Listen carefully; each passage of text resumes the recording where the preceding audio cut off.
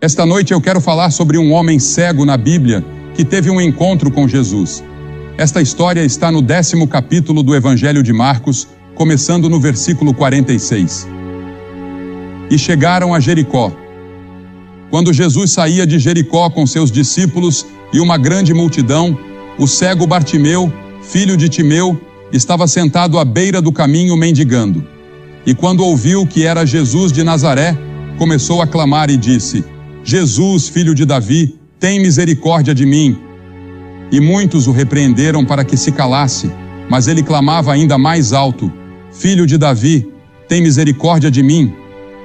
Jesus parou e disse que o chamassem, e chamaram o cego, dizendo-lhe: Coragem, levanta-te, ele te chama. E ele, lançando de lado sua capa, levantou-se e foi até Jesus. Jesus lhe perguntou: O que queres que eu faça por ti? E o cego lhe disse: Senhor, que eu possa ver. Mas há muitas pessoas hoje que são exatamente como Bartimeu. Li outro dia que existem 42 milhões de pessoas no mundo que são cegas. As autoridades de saúde estimam que, de todas as causas, 500 mil de crianças ficam cegas de forma irreversível a cada ano ao redor do mundo. E isso é uma grande tragédia para muitas pessoas e países, e agências de saúde estão trabalhando para mudar essa situação. Entretanto, uma tragédia de proporção igual ou maior é a cegueira espiritual que as pessoas têm, porque a Bíblia diz que você possui 2 tipos de olhos.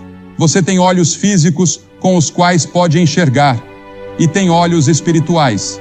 E você pode ver fisicamente, mas talvez não consiga ver espiritualmente. A cegueira espiritual afeta todos aqui.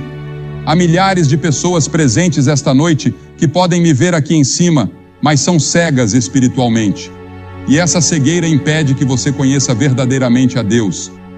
Agora Bartimeu era um homem cego, e ele saiu do pequeno lugar onde passou a noite, sem esperança de que algum dia pudesse enxergar. Ele ia até o portão de Jericó e pedia esmolas às pessoas que passavam por lá. Pessoas que iam ao mercado ou seguiam para seus negócios naquele dia. Ele dizia: ajude o cego, ajude o cego, ajude o cego, ajude o cego. Ele tinha sua bengala, um casaco velho e surrado. Ele havia pedido um pouco de pão a uma mulher enquanto seguia seu caminho e conseguiu um pouco de leite. E lá ele se sentava com outros cegos e mendigos, esperando que as pessoas lhes dessem um pouco de dinheiro ou algo que os ajudasse. E assim, ao olhar para Bartimeu, eu vejo a mim mesmo, ou vejo você.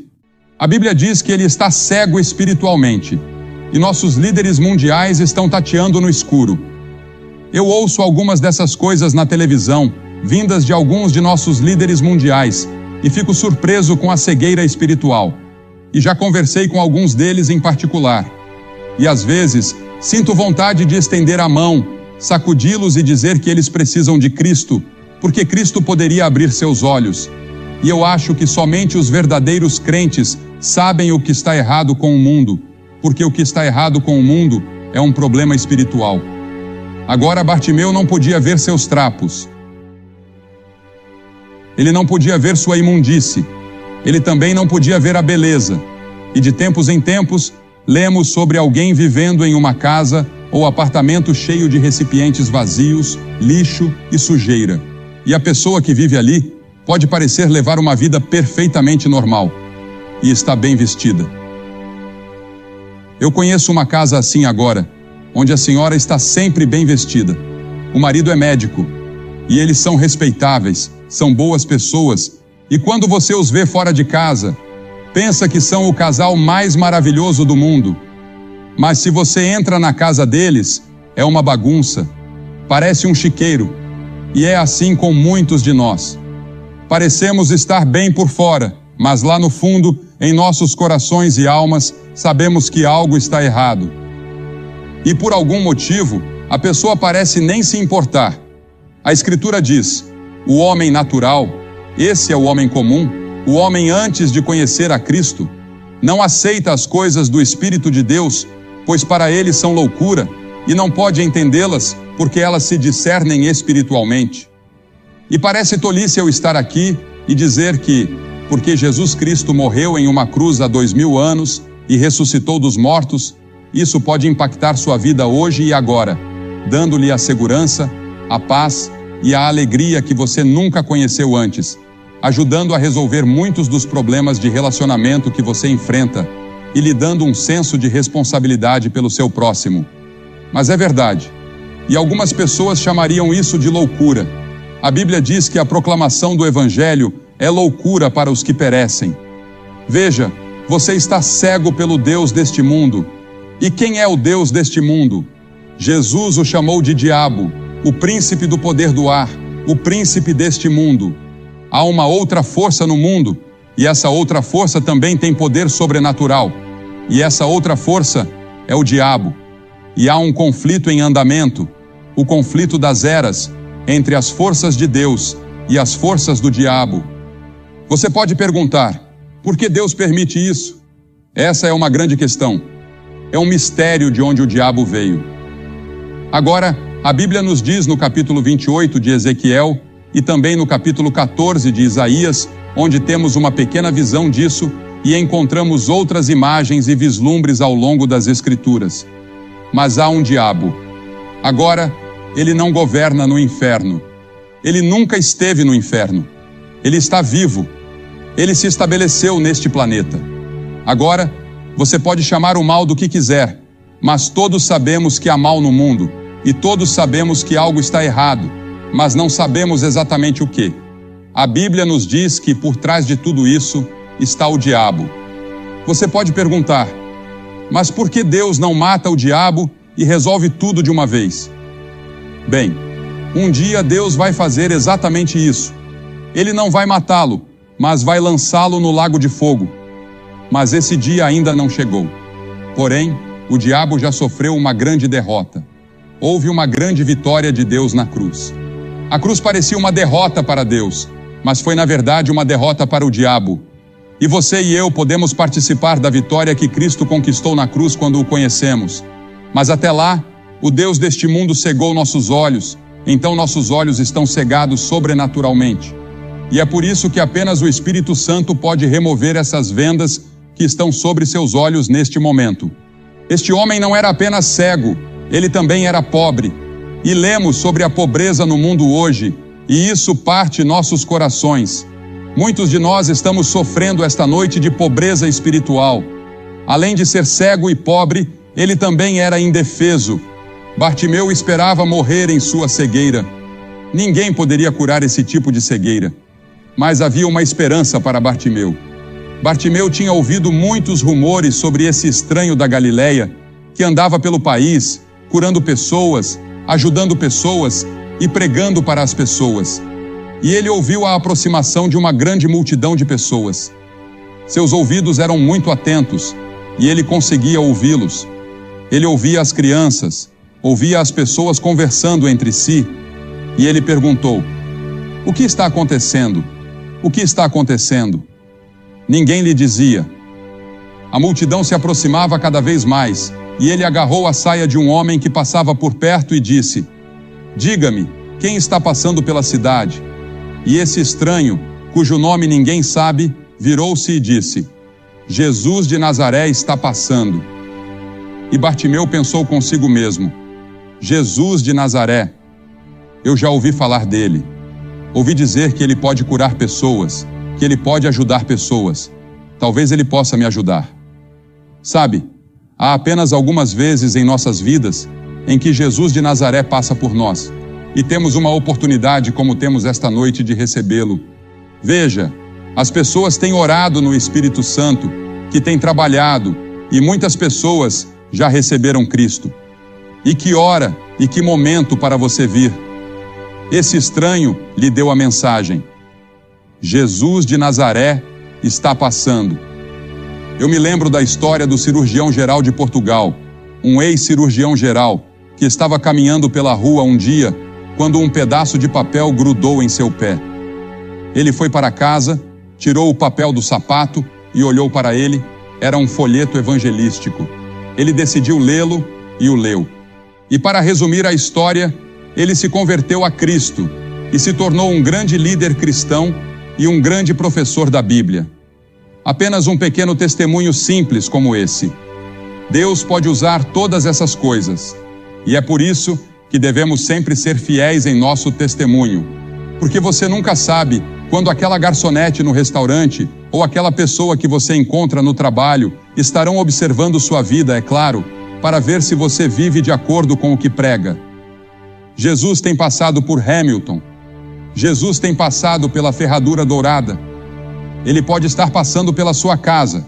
Ele pode estar passando pelo quarto que você ocupa em um hotel. Ele está passando por aqui no sul da cidade de Ontário. E em seu desespero, Bartimeu clamou com toda a sua força: Jesus, filho de Davi, tem misericórdia de mim, tem misericórdia de mim. E os outros mendigos disseram: cala a boca, os magistrados vão ouvir isso e vão nos prender. Mas ele continuou clamando. Essa era a sua única chance. Jesus estava ali e ele ia aproveitar.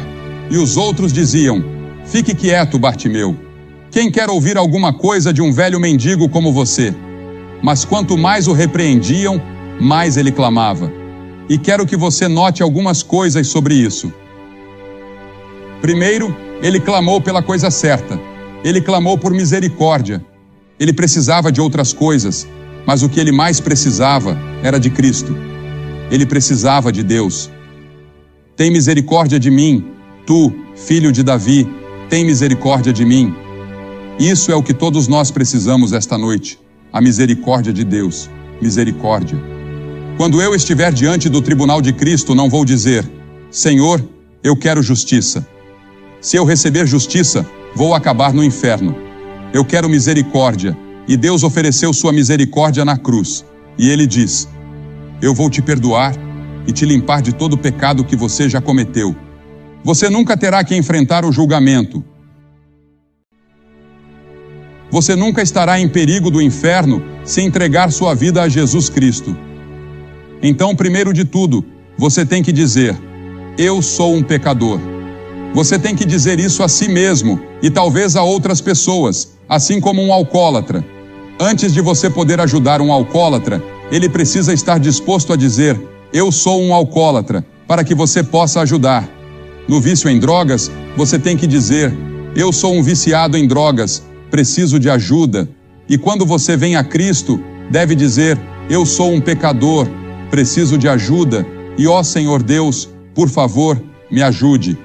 E então, a segunda coisa, ele não apenas clamou pela coisa certa, mas também clamou para a pessoa certa. Ele clamou ao Senhor Jesus Cristo, o Filho do Deus vivo, o único em todo o mundo que podia ajudá-lo, que estava bem ali. E todas as suas esperanças estavam centradas nele. A Bíblia diz que nenhum outro nome foi dado entre os homens pelo qual devemos ser salvos, exceto pelo nome de Jesus. Para quem iremos? Tu tens as palavras da vida eterna. Jesus havia dito: eu sou o caminho, a verdade e a vida. Ninguém vem ao Pai, senão por mim. E este homem Bartimeu estava vindo da maneira certa. Ele estava vindo à pessoa certa. Ele estava vindo a Jesus, o Filho de Deus. E ele clamou no momento certo. Jesus estava passando. Suponha que ele tivesse esperado e dito: vou ver o que os escribas, os fariseus e os líderes religiosos têm a dizer sobre ele. Vou esperar até que ele venha a Jericó novamente. Jesus nunca mais voltou a Jericó. Ele pode nunca mais passar por aqui desta forma. Quando veremos algo assim em Hamilton novamente? Faz muito tempo desde que isso aconteceu. Muitas pessoas vieram e ouviram o Evangelho, e tantas pessoas trabalharam, oraram e creram, assim como fizeram aqui. E a igreja se uniu e cooperou como fizeram. E Deus tem falado, e muitas pessoas têm encontrado Cristo. E esta noite você pode encontrar Cristo.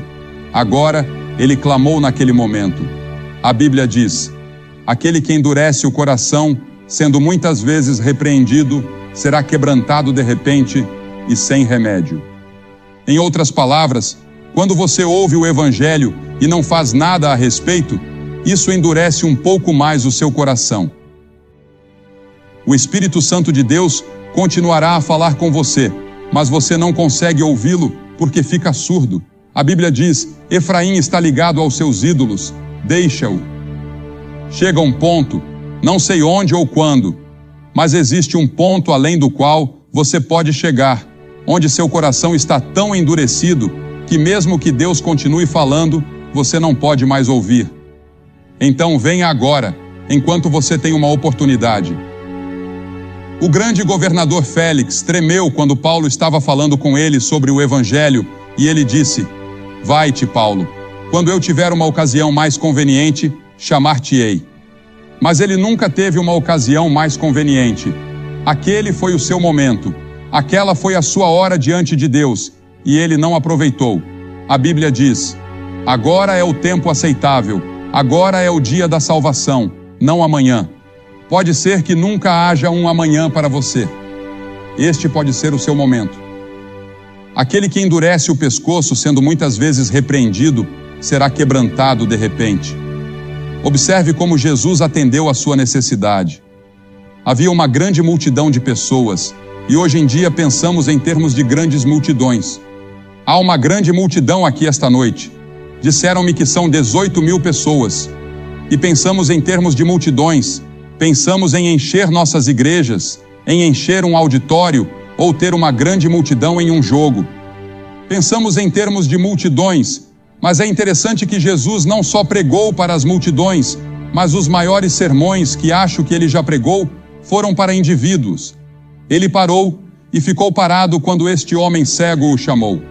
Uma grande multidão de líderes estava ao seu redor. Ele poderia ter dito: não tenho tempo, estou a caminho de Jerusalém para morrer pelos pecados do mundo. Mas ele parou em seu caminho para a cruz para ouvir o clamor deste mendigo. Ele parou de morrer na cruz para ouvir aquele ladrão dizer: lembra-te de mim quando entrares no teu reino. Ele parou quando uma mulher tocou em sua veste. E Jesus vai parar por você esta noite.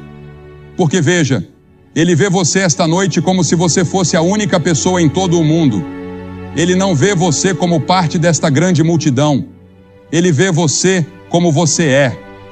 Ele conhece todos os seus pensamentos, todas as suas intenções e todas as lutas que estão acontecendo dentro de você. E a Bíblia diz que ele ama você e morreu por você. E se você fosse a única pessoa em todo o mundo, ele teria morrido por você. E Jesus não apenas parou, mas disse: chame-o. As Escrituras dizem em Lucas 19:10 que ele veio buscar e salvar o que se havia perdido. Você está perdido psicologicamente, espiritualmente está perdido. Você precisa de alguém que o encontre e coloque os braços ao seu redor. É isso que ele fará por você esta noite. E houve uma surpresa no rosto das pessoas da multidão ao verem aquele pobre velho cego, imundo e sujo sendo chamado. Pela primeira vez, eu suponho, alguém o chamou. Alguém jogou sua capa sobre ele. Alguém lhe deu sua bengala.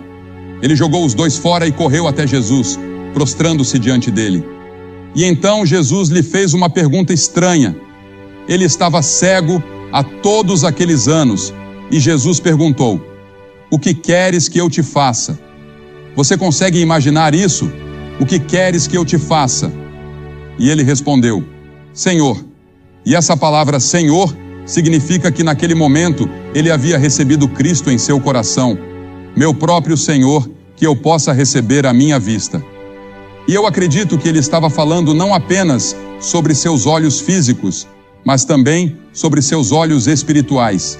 Os cientistas acreditam que 33 milhões dos 42 milhões de pessoas cegas no mundo poderiam ser curadas ou sua cegueira poderia ter sido evitada. A cegueira espiritual, no entanto, não pode ser evitada. Ela é causada pelo pecado e todos nós a temos, mas ela pode ser curada pelo Senhor Jesus Cristo. Ele abrirá seus olhos e ele pode abrir seus olhos esta noite. Qual é a sua necessidade? O que você quer que Cristo faça por você esta noite? O que você quer que eu faça? Ele perguntou. Alguns de vocês podem dizer: eu quero que ele perdoe meus pecados. Quero que ele me dê a certeza de que, se eu morresse neste momento, eu iria para o céu. Eu quero paz. Gostaria de rededicar minha vida. Fui batizado ou confirmado, mas de alguma forma, não tenho esse relacionamento pessoal com Cristo. Não tenho essa caminhada com Ele que eu deveria ter e gostaria de ter isso. Talvez você queira reafirmar seus votos de confirmação, seja o que for. E Jesus disse a ele: vai, a tua fé te salvou. Não foi o dinheiro, não foram as boas obras, mas a tua fé te salvou. Estou pedindo para que você dê esse passo hoje à noite. E se você tiver alguma dúvida em seu coração, faça o seu compromisso esta noite. Você sabia que, a cada noite que estivemos aqui, mais de 700 pessoas vieram a Cristo e fizeram um compromisso? Em ambas as noites. E o que vou pedir que você faça é o que já fizemos em toda a América Latina, em toda a Europa, em todo o Oriente, em toda a América e em todo o Canadá. Pedimos às pessoas que se levantassem de seus assentos e viessem à frente do palco, dizendo simbolicamente: eu preciso de Cristo. Eu quero a sua misericórdia. Eu quero o seu amor e a sua graça. Eu quero conhecê-lo pessoalmente. Por que peço que você venha à frente e faça essa declaração pública? Porque Jesus foi pendurado na cruz publicamente por você. Ele não fez isso em particular. Ele fez isso publicamente. E as pessoas estavam contra ele, zombando dele. Ele estava nu e sangrando, e fez isso publicamente. E ele disse que, se não estivermos dispostos a confessá-lo publicamente diante dos homens, ele não nos confessará diante de seu Pai, que está no céu. É um compromisso público. E estou pedindo que você faça esse compromisso esta noite. E depois que todos vocês vierem e ficarem aqui, vou dizer algumas palavras a vocês, fazer uma oração e dar-lhes um livro para levar para casa, que ajudará no seu crescimento cristão. Se você está com amigos ou parentes, eles vão esperar. Se você está em um ônibus, eles vão esperar. E vocês que estão no outro auditório ou sala, que não puderam entrar aqui, podem se levantar e vir, e os voluntários vão deixar vocês entrarem neste prédio para se juntarem àqueles que vão vir. E do balcão, pode demorar um pouco mais do que pensei na primeira noite. Vai levar pelo menos 3 minutos para você descer. Então, levante-se e venha agora. Mas não deixe que um pouco de tempo o impeça, e não deixe que a grande multidão o impeça. Apenas levante-se e venha, porque é você diante de Deus. Esta é a decisão mais importante que você já fez. E se você quiser trazer um amigo com você, traga seu amigo. Mas levante-se e venha, e não deixe nada te segurar. Nós vamos esperar. E as pessoas estarão orando por todo este grande coliseu enquanto você vem. Você nunca terá outro momento como este. Venha, vamos esperar por você agora. E depois que você vier, falarei com você.